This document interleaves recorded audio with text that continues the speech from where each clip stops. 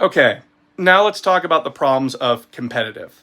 Most YouTubers that I see on YouTube, when they're talking about the game of Warhammer 40k or playing it, they're usually playing either competitive or talking about competitive, which really gives the wrong impression about Warhammer. Now, don't get me wrong, I play in competitive. And I do appreciate that I do get to see rules from these creators that get their stuff early, and that way I can start planning around stuff. Again, shout out to Goonhammer.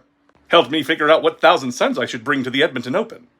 But the problem stands that when a lot of people who aren't playing competitive come into Warhammer and see all these videos talking about why their army that they want to play is garbage, well, and there's very little disclosures from a lot of these competitive YouTube channels about that this is for the competitive scene.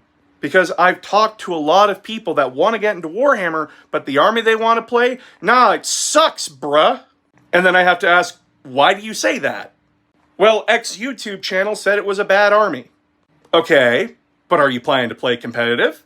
Well, no. Then discard that opinion, play the army you want to play. You're not playing in a tournament anyway.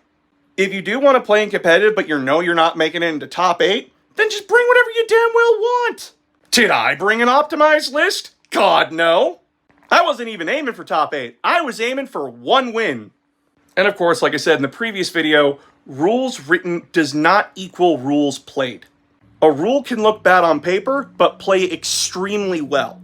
Or taking into account why a faction had to get crowbarred in the knees, leading to a faction that, yes, on the surface, looks extremely underpowered compared to its previous edition, but is perfectly fine and playable in a casual sense for this edition.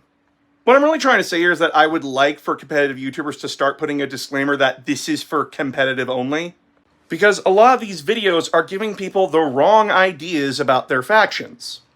For example, everyone was sucking the Death Guard's flies, if you catch my drift. But Death Guard only won in Tacoma Open. Didn't even make it into top 4 for the Edmonton Open. And Ultramarines won at Dallas. 2 armies considered to be extremely underpowered when compared to Death Guard. Maybe there's a bit more to competitive than just the army ability. I don't know, I guess I'm just frustrated that I would like to see a little bit more nuance when it comes to conversations. And I know not every competitive player plays every army. But maybe, and just a thought, maybe we should play with these armies and rules before we start saying anything about how much they suck. And then keep in mind why a faction or units got buffed and or nerfed from last edition. Would go a long way.